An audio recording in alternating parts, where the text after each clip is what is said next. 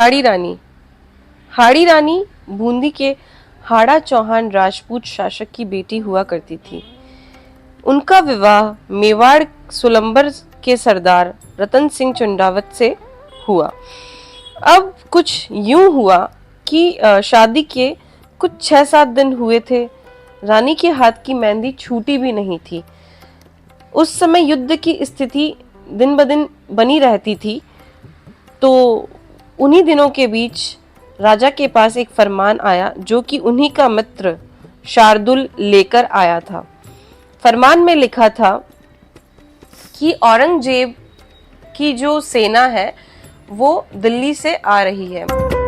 सरदार रतन सिंह जी जो थे उन्हें अब ये फरमान पढ़कर उनका मन बहुत विचलित हो गया, क्योंकि उनका विवाह नया नया हुआ था। अब आप जानते ही हैं कि शादी के बाद पति पत्नी का आपस में मोह बना रहता है। तो उन्हें अपनी पत्नी से दूर जाने के का जो दुख था वो उनको बहुत उनके मन को विचलित किए जा रहा था। राजा जैसे तैसे रानी के पास गए और उन्होंने उन्हें भी इस फरमान के बारे में बताया कि फरमान आया है और मुझे युद्ध के लिए निकलना पड़ेगा।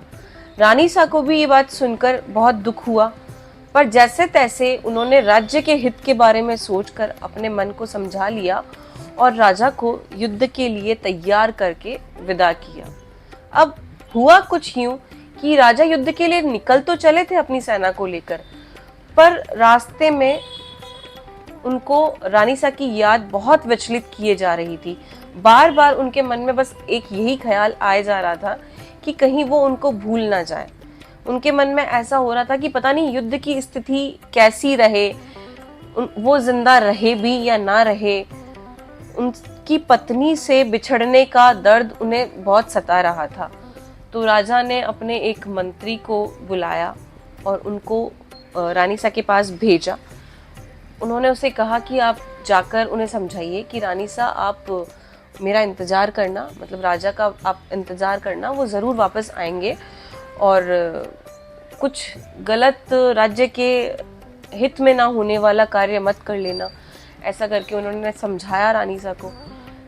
फिर मंत्री चले गए वापस से। फिर कुछ दूर राजा पहुँचे। राजा के दिमाग में फिर रानी सा की याद बहुत ज़्यादा उन्हें विचलित कर रही थी। वापस उन्होंने मंत्री को भेजा और इस बार उन्होंने ये कहा कि आते वक्त रानी की कुछ निशानी आप अपने साथ ले आना, जिससे कि मैं युद्ध में डटकर दुश्मनों का मुकाबला कर सकूं। मंत्री जब फिर से रानी सा के पास गया तो रानी सा को ये देखकर बहुत दुख हुआ। अब रानी सा को कुछ इस तरह से प्रतीत हुआ कि जो राजा जो है उनका राज्य के प्रति जो कर्तव्य है, मेरे मोह की वजह से, मेरे प्रेम की वजह से वो उससे विचलित हुए जा रहे हैं। तो उन्हें बहुत दुख हुआ ये देखकर। रानी ने मंत्री को कहा कि आप रुकिए, मैं आपको एक पत्र लिख के देती हूँ। रानी ने पत्र में लिखा कि मैं अपनी आखिरी जो अंतिम निशानी है वो आपको भेज रही हूँ और आपको मेरे प्रति जो मोह और प्रेम के जितने भी धागे हैं उनसे मुक्त किए जा रही हूँ। आप राज्य के प्रति अपने कर्तव्य को अच्छी तरह से निभाएं, दुश्मन की सेना से डटकर मुकाबला करें। इतना पत्र में लिखकर रानी ने मंत्री को पत्र थमाया और मंत्री को कहा कि मैं अपनी अंतिम निशानी आपके साथ भिजवा रही हूँ, उसे थाल में सजाकर राजा तक आप ले जाएं। और हाँ, एक जो शर्त उन्होंने रखी कि राजा के अलावा किसी और को वो ना दिखाएं। अब इतना कहकर रानी ने अपने कमर पे से जो तलवार लगी थी वो निकाली और अपनी गर्दन फटाक से काट दी। मंत्री की आंखों से आंसू रुके ही नहीं। मतलब ये सब देखकर मंत्री बहुत दुखी हो गया।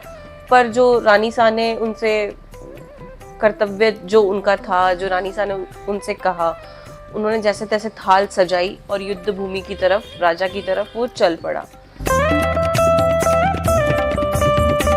अब जो मंत्री था, जो संदेशवाहक था, जो रानी सा के पास राजा का संदेश लेकर गया था, वो राजा तक पहुंचता है और अपने कांपते हाथों से थाल को उनकी ओर बढ़ा देता है। हाड़ी सरदार फटी आंखों से पत्नी का सर देखता रह गया।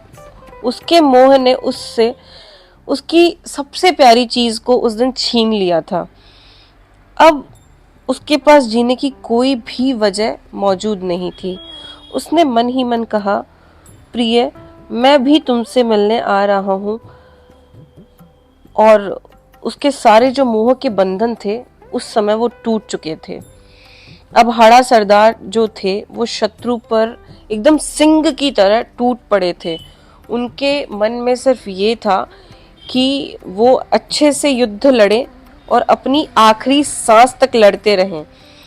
औरंगजेब की सहायक सेना को उसने आगे नहीं बढ़ने दिया। जब तक मुगल बादशाह मैदान छोड़कर नहीं भाग गया, वो एक शेर की तरह युद्ध लड़ते रहे। इस जीत का पूरा श्रेय उसके शौर्य को नहीं बल्कि रानी के बलिदान को जाता है। अब तक के इतिहास का ये सबसे बड़ा बलिदान देखने को मिलता है। तो ये थी हमारी जुबानी हाड़ी रानी की कहानी जो कि मैंने आपको सुनाई। तो मतलब आप देख रहे हैं कि राजस्थान के इतिहास में कैसी कैसी वीरांगनाएं हुई है जिन्होंने अपने राज्य के लिए या फिर कह सकूं मैं कि अपने पति के आत्मसम्मान के लिए हंसते हंसते अपने प्राणों की आहुति दे दी।